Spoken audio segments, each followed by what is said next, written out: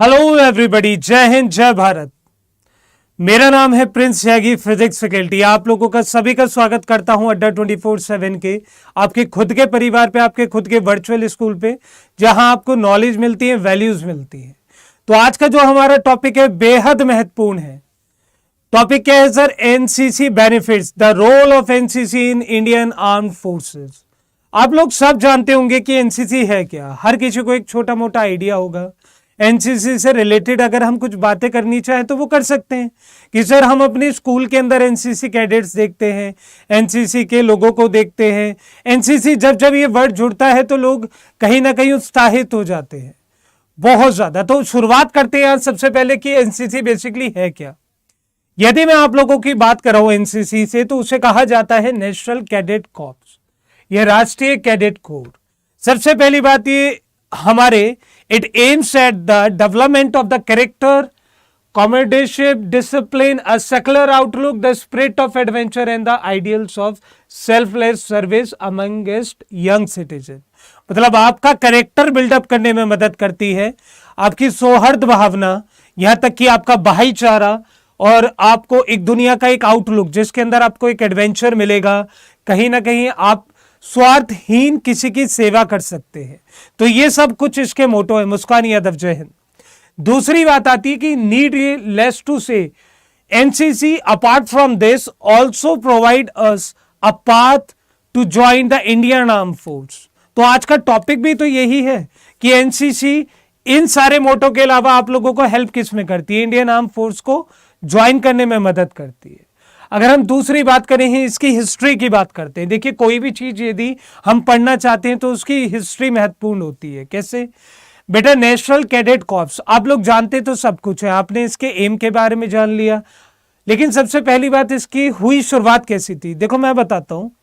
एक कमेटी थी जिसका नाम था कुंजुरु कमेटी। तो उसने क्या करा कि भाई जब 1947 में हम लोग इंडिपेंडेंस अचीव कर चुके थे, हम लोग एक रिपब्लिक नेशन बन चुके थे, रिपब्लिक डोमेन बन चुके थे, वहां पे हमें जरूरत पड़ी कि यार इतनी जो पॉपुलेशन है उसे कहीं ना कहीं आर्म फोर्सेस क्या करें कि इन्हें ऑर्गेनाइज करके रखें।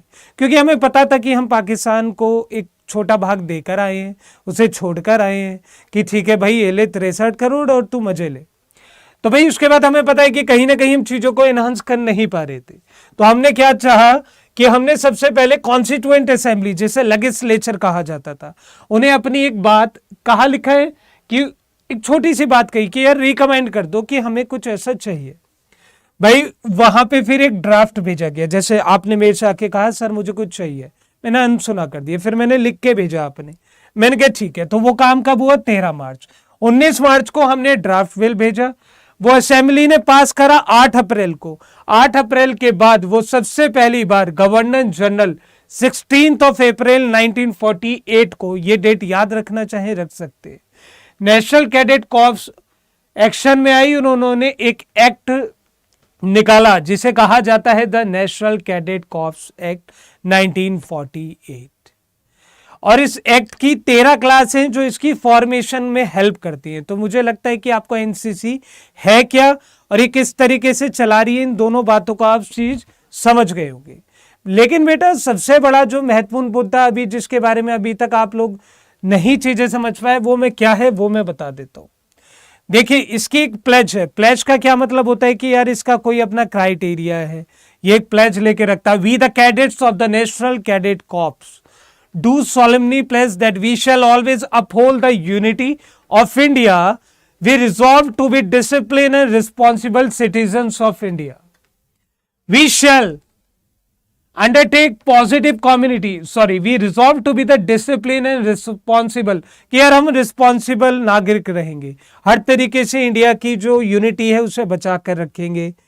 And we can be the responsible. We shall undertake positive community service in the spirit of selflessness and the concern for our fellow beings. तो ये आपकी प्लेज है जो एनसीसी कैडेट्स को लेनी पड़ती है। दूसरी बात आती है एनसीसी को ज्वाइन कैसे करा जाए। देखो, या लड़का हो या लड़की, वेदर इट्स अ बॉय और अ गर्ल। श्रेयांशी, जय हिंद बच्चे। Any Indian student, either boy or a girl, they can join NCC by using 2 wings, junior and the senior. In the junior wing, we accomplish what? The minimum age for joining the NCC is 13 years. आप लोगों को साफ दिख रहा होगा कि जो minimum age है वो कितनी है, 13 साल।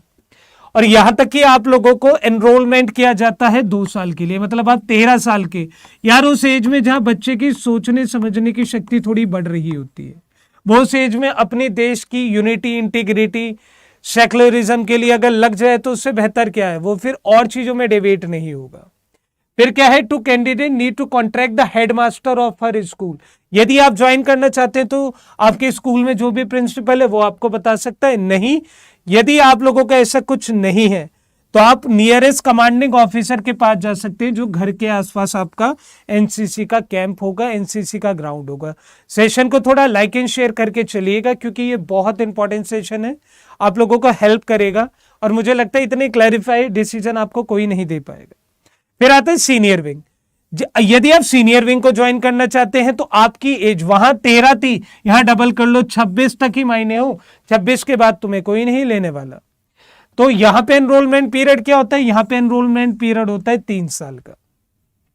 और इसके लिए क्या प्रोसेस करना है सर, इसके लिए सेम प्रोसेस करना है, या तो आप अपने कॉलेज के हेड से मिल सकते हैं, नहीं तो नियर अबाउट जो भी आपका कमांडिंग ऑफिसर है एनसीसी का, उनसे जाके मिल सकते हैं।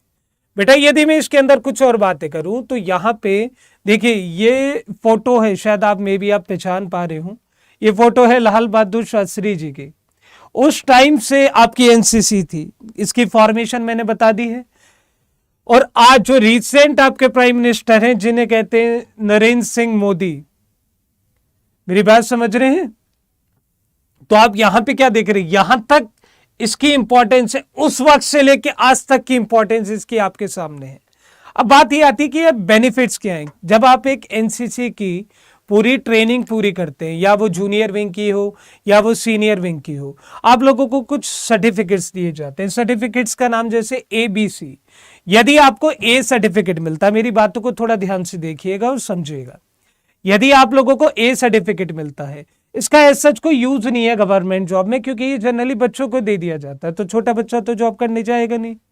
तो आप लोगों से कहता है कि इनका यार कोई गवर्नमेंट जॉब में यूज नहीं है, लेकिन ये आपके लिए पाथ है ताकि आप अपनी B सर्टिफिकेट की तरफ जा सके। मतलब ये आपका एक इनिशियल प्रोसेस है, ये आपका एक इनिशियल प्रोसेस है कि जैसे बच्चों को अल्फाबेट सिखा देते हैं ना कि यार A से लेके Z तक सीख लो और उसके बाद लेटर बना लो, वर्ड बना लो, पैराग्राफ बना लो, ऐसा कुछ है। फिर कहा जाता है कि जिनके पास A सर्टिफिकेट होता है उन्हें थोड़ा बहुत आपको बेनिफिट दे दिए जाते हैं मार्क्स के अंदर, लेकिन मार्क्स स्पेसिफाई नहीं करे। दूसरी बात ये उन्हीं बच्चों को मिलता है, या वही बच्चे एलिजिबल होते हैं जिन्होंने 1 से 2 साल की ट्रेनिंग जूनियर विंग में करी हो और एक ट्रेनिंग कैंप अचीव करा हो। आप लोगों को पता होगा कि जो एनसीसी वाले रहते हैं, एनसीसी में क्या होता है कि हमारी टोली बनाई जाती है, थोड़े ग्रुप्स बनाए जाते हैं। भाई इन ग्रुप्स के साथ आप लोगों को कुछ टास्क दिया जाता है, और इन टास्क के साथ तो यहां पे आपको कुछ सेशन दिए जाते हैं, चीजों को ये बताया जाता है कि यार हाँ ये कैंप्स हैं, यहां पे आपको ये होगा, वहां पे ये होगा। ऐसी अगर B सर्टिफिकेट की बात करें तो B सर्टिफिकेट थोड़ा अलग है। जब आप अपने 1 से 2 साल पूरे कर लेते हैं और एक ट्रेनिंग कैंप कर लेते हैं तो आपको B सर्टिफिकेट के लिए एनरोल कर दिया जाता है। आपकी 75% अटेंडेंस होनी चाहिए सीनियर विंग में। पहले वाला कब मिलेगा, जूनियर विंग में, जब आप 13 साल की उम्र में थे। ये कब मिलेगा, जब 26 तक जा सकते। भाई जिनके पास B सर्टिफिकेट होता है, पहले वाले को कुछ नहीं था, लेकिन B सर्टिफिकेट वालों को जवान का क्राइटेरिया दिया जाता है कि वो जवान कहलाए जाएंगे। और सबसे बड़ा वो क्या है कि आपको C के लिए दरवाजे खुल जाते हैं।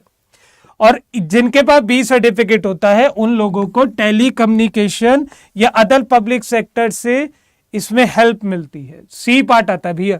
देखो B सर्टिफिकेट कुछ इस तरीके से दिखता है, जैसे मैं इस टाइम आपको बोर्ड पे दिखा रहा हूं, ये रहा।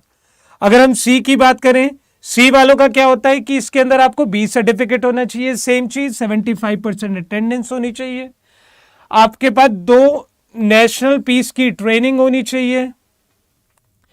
और सर्टिफिकेट क्यों इंपॉर्टेंट है, क्योंकि ये आपको आपके सिलेक्शन प्रोसीजर में हेल्प करता है, ये आपको एडवांटेज देता है डिफेंस सिविल सर्विसेज में। यदि आप आईएएस ऑफिसर बनना चाहते हैं तब हेल्प करेगा, आप आर्मी ऑफिसर बनना चाहते हैं तब हेल्प करेगा। दिखता कैसे, कुछ इस तरीके से, क्लियरली मुझे मिला नहीं, जितना मिला मैंने आप लोगों को दिखा दिया।